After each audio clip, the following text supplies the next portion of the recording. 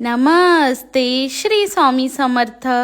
तर आज आम्ही ठरवलं होतं की आम्ही जाणार होतो कामाक्षी देवीच्या मंदिरामध्ये दर्शनासाठी. मी आणि गणू दोघेही रेडी झालो होतो मंदिरात जाण्यासाठी, पण थोडं काम असल्यामुळे आम्हाला निघायला थोडा उशीरच झाला होता.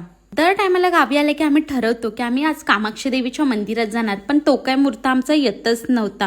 पण ह्या वेळेस हा मुहूर्त आला होता, त्यामुळे ह्या वेळेस मात्र काही झालं तरी जायचं आम्ही ठरवलंच होतं. आणि आता उपसाने दिवस सुरू झाला असल्यामुळे मंदिरात खूप गर्दी असणार हे आम्हाला आधीपासूनच माहीत होतं. आता आम्ही मंदिराजवळ पोचत आलो होतो. पुढे जाऊन आम्ही थोडा वेळ थांबलो, कारण ताई पण आमच्यासोबत येणार होती. पण ताईला यायला खूप वेळ लागला होता आणि तिकडे लोकांची गर्दी वाढत चालली होती. सगळी जण दर्शनासाठी जात होती. मग आम्ही विचार केला की गर्दी अजून वाढण्याच्या आधी पुढे जाऊन नंबर लावूया, म्हणून आम्ही तिकडून निघालो. मंदिरात पोचल्यावर बघतो तर काय एवढी मोठी लाईन लागली होती. मग आम्ही जाऊन लगेच लाईन मध्ये उभे राहिलो. तिथे एक छोटासा पोरगा पण भेटला, त्याच्यासोबत आम्ही थोडी मस्ती केली आणि लाईनीत पुढेच गेलो. आमच्या सोबत मंदिरामध्ये मामा सुद्धा आले होते. जवळजवळ 2 तास आम्ही लाईन मध्ये उभे राहिलो होतो. मग मामाने आम्हाला आईस्क्रीम आणून दिली आणि आईस्क्रीम खाता खाता हळूहळू आम्ही मंदिराच्या जवळ पण पोचत आलेलो.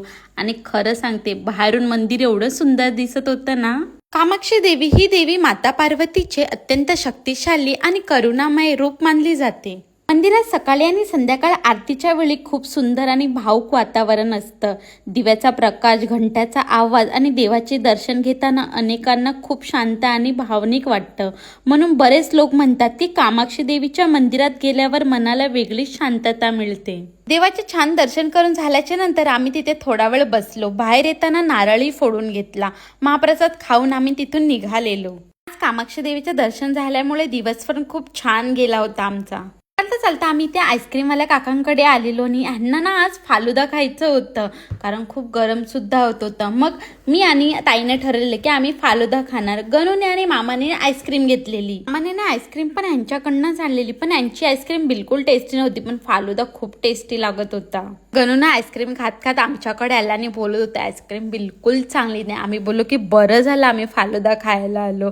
मग समर्थ, ॲक्च्युली ताई आणि मी मस्तपैकी फालुदा खाल्ला. जर पाऊस पडला असता ना तर आम्हाला ह्या मंदिरात यायलाच भेटलं नसतं.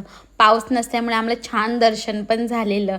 मंदिरमध्ये खूप गर्दी असल्यामुळे ना आम्हाला थोडं इथे दमायला सुद्धा झालेलं. नंतर आम्ही इथे मस्तपैकी फालुदा सुद्धा ट्राय केला आणि एवढा टेस्टी फालुदा होता ना. चला आपण भेटूया नेक्स्ट ब्लॉगमध्ये. तोपर्यंत तुम्हाला सगळ्यांना बाय.